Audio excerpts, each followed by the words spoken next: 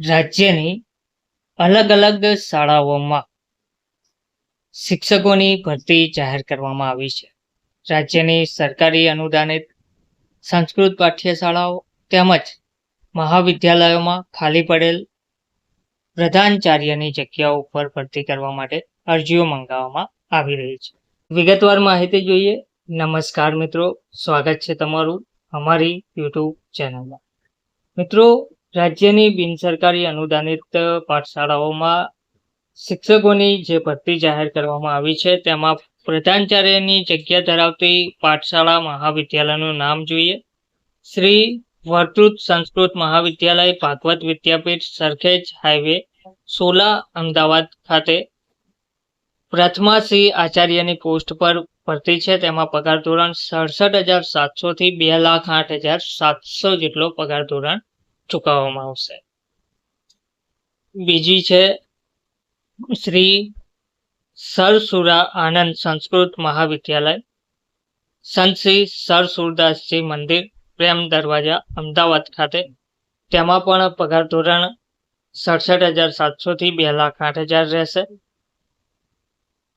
ત્યાર પછી શ્રી સ્વામી હીરાપુરીજી સંસ્કૃત મહાવિદ્યાલય, નીલકંઠ અખાડા, અસારવા, અમદાવાદ.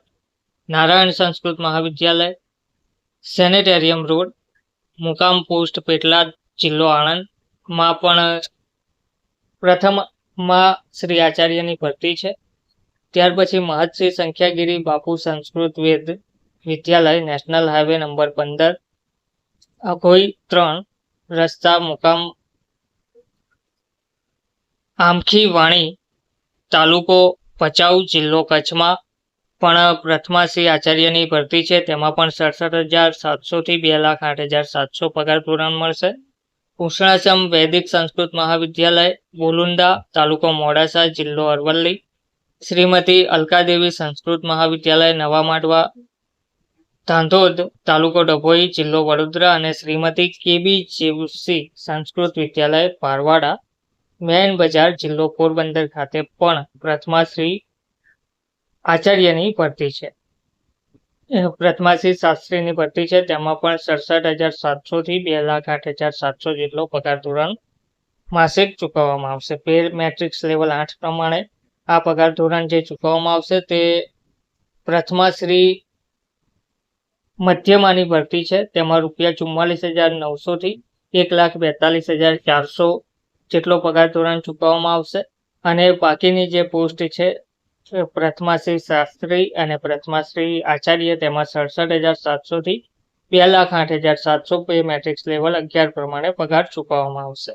તો કાયમી ધોરણે આ ભરતી કરવામાં આવી રહી છે. ઉપરોક્ત તમામ જગ્યાઓ બિનસરકારી અનુદાનિત ગ્રાન્ટેડ સંસ્કૃત પાઠશાળાઓમાં પ્રધાનાચાર્યની સંસ્કૃત માધ્યમમાં જગ્યા રોસ્ટર ક્રમાંક 1 મુજબ બિન અનામત કેટેગરી થી ભરવાની થાય છે. પ્રધાન આચાર્યની જે જગ્યા છે તે માટે અને આચાર્ય તેમજ શિક્ષણ શાસ્ત્રીની જે લાયકાત ધરાવતા હોય તેવા ઉમેદવારો ગ્રાન્ટેડ સરકારી તેમજ ભાષાકીય અને 7 વર્ષનો પ્રથમાશ્રી આચાર્ય કક્ષાનો સુધીનો પાઠ્યક્રમ શૈક્ષણિક કાર્યનો અનુભવ ધરાવતા હોય તેવા ઉમેદવાર અરજી કરી શકશે.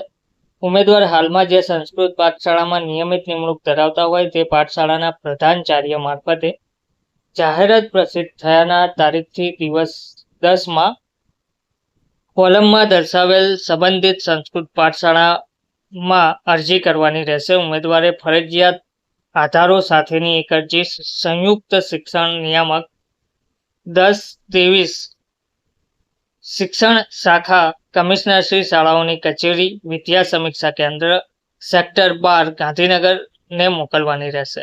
સમય મર્યાદા પૂર્ણ થયા બાદ આ અરજી ગ્રાહ્ય રહેશે નહીં.